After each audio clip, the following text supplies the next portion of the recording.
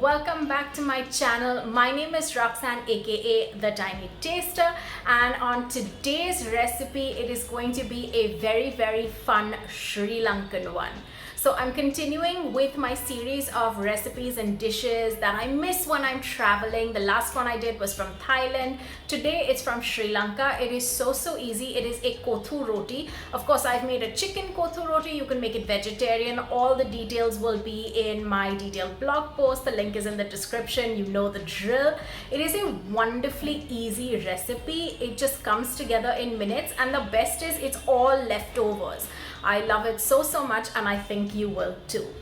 If you haven't already, make sure to subscribe to this channel. Hit that subscribe button. You'll get details on every time that I post a recipe or when I start traveling, all my travel videos. If you like this video, make sure to give it a big fat thumbs up. It always helps the channel. And of course, if you want to know more about Kottu Roti, or if you have any questions, leave me a comment below. I'd love to hear from you. So without further ado, let's get cooking. So a traditional Kottu Roti recipe would use Sri Lankan roti, some leftover roti. I don't have that. So I think the closest in comparison would be like a paratha or a Porotta, like a Malabar Porotta. So I've just used one of these ready-made ones. You just basically, they're frozen. You just heat them up in the pan with a little bit of oil. I've crushed them up, fluffed it up, and then cut it into little manageable strips or pieces. Once you've got your roti all cooked and cut up, we move on to the veggies. You can add any vegetables, anything that's really leftover. This is a leftover dish. So I've added some chopped carrots, I've added some shredded cabbage, diced some onions, chilies, curry leaves, very Sri Lankan in flavor and ones that I like. Eggs, which are very important, and the main ingredient I would say is leftover curry. I've used my chicken ghee roast. You can use any curry or chicken gravy. It could even be a veg gravy, whatever you like. So in a large wok or pan, I add in some coconut oil and then add the curry leaves, some chilies, and a little bit of ginger garlic paste, and let that cook and splutter a little bit for a minute. To that, I then add in my diced onions and I let it cook till the onions at least change color a little bit. They don't have to brown completely. Once the onions have cooked a little bit, I add in my eggs. I've added 2 eggs. You could add more, and you just scramble it all in. I find that the eggs are quite an important ingredient. The eggs, the paratha, and the curry are actually the 3 main elements.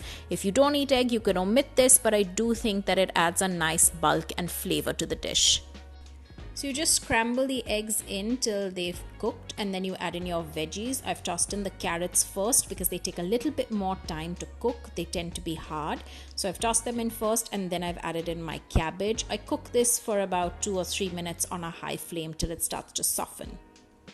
Now the next step is important. You want to add just the chicken bits from your curry. You don't add the gravy as much as possible.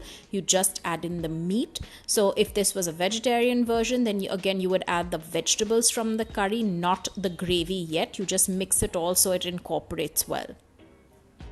Now for the star ingredients, you add in the roti or your paratha, the shredded pieces. I've cut them into strips. I find that it looked better, but actually I think if you just chop them up into smaller pieces, that might be wiser.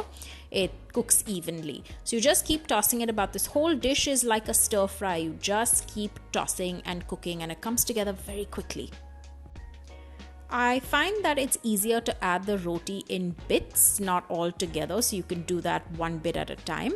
Once it's all tossed in and it's coated in with the rest of the mixture, it's time to add in the gravy or the curry that's left over. Remember, we haven't added any water or any liquid at this stage. At the end, you add in your curry gravy because it does tend to make the roti extremely soggy. So add it right at the end, just before you're about to take it off the flame. Toss this about for say half a minute or so. I wouldn't recommend that you overcook this too much or add any other liquid to this, because then it gets soggy and clumpy. It's delicious as is. Just serve hot and enjoy. I didn't bother to garnish this at all because it's really not the most photogenic dish or presentation. It's a nice little Sri Lankan hodgepodge, but oh my god, it is bursting with flavor. You could use any curry, and really that flavor plays such an important role. So I hope you enjoyed this quick fix easy recipe. It reminded me of beautiful trips to Sri Lanka. And if you enjoyed this recipe, please do give this video a big fat thumbs up, leave me a comment and subscribe to the channel. I will see you guys very, very soon.